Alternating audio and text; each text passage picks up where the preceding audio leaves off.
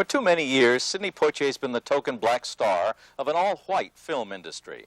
Today, at 48, the Miami-born actor is the senior artist of a growing black film industry.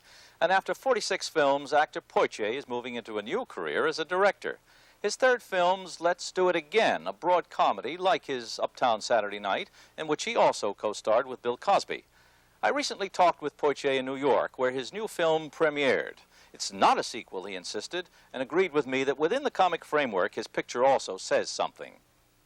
Yes, I had an awful lot I wanted to say. Could you share that with me? Yeah, surely. I wanted to say that black people can and should laugh at themselves a lot more, and it would be marvelous if they were to invite other people to join them in laughing at themselves in healthy, humorous, wonderful, human ways.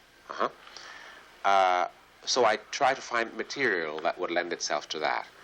You know, I try to find material that would lend itself to the dignity of human life, and at the same time be a bit irreverent about the whole thing, and have some laughs and have some fun. You know, we have been an unlaughing people in public for a long time, for reasons. If one want to search for reasons, obviously there are many reasons why. But I think it's time we do some laughing in public at ourselves and about ourselves. I noticed there's no put down of the white man in this picture. No.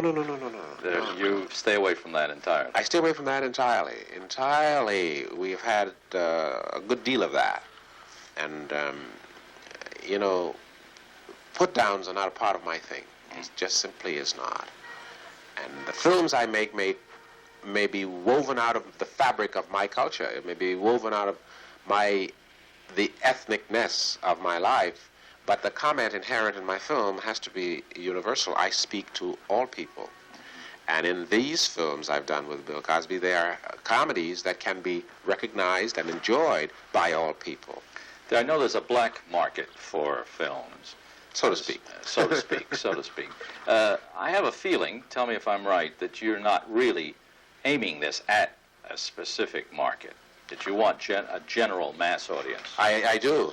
I want the entire black audience and the entire white audience, and I also want the yellow audience.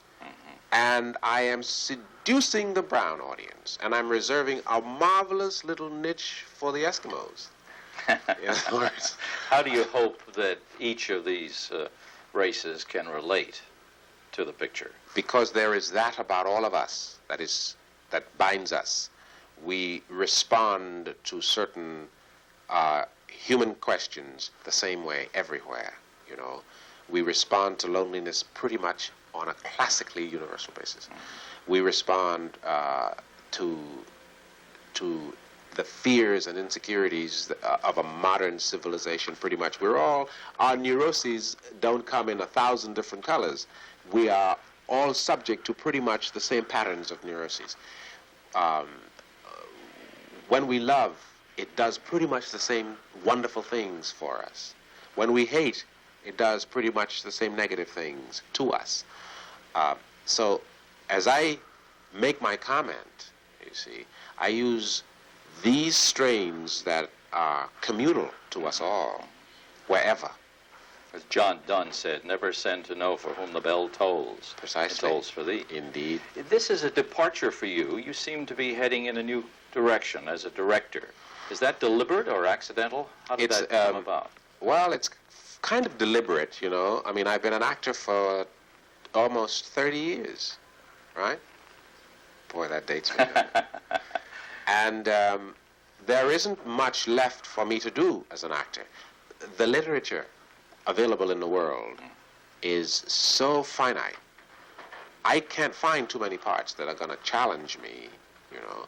So I keep repeating myself. I keep doing parts that I can do fairly easily, parts that are not going to stretch me one iota.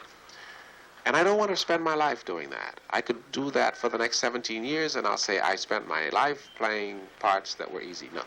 I would like to have challenges, artistic challenges, and I can find them not in acting anymore, but certainly in directing, and certainly in producing, and certainly in bringing onto the screen interesting new views of life.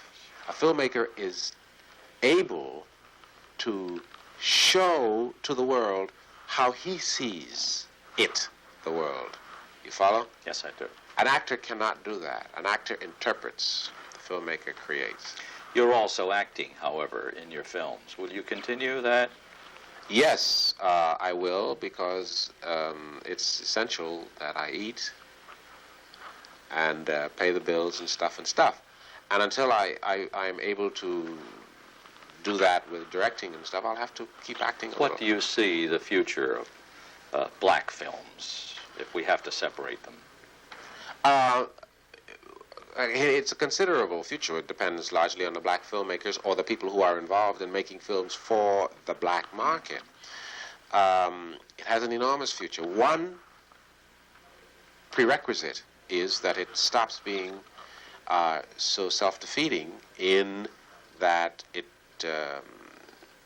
it's so unimaginative in its prejudices, its hostilities. You know, it's important that those films reach out to everyone, speak to everyone. It's important that the black filmmaker and the people involved in making these films start putting more love and more care and more humanity into the pictures, and to dimensionalize the characters, the white ones and the black ones, stuff like that.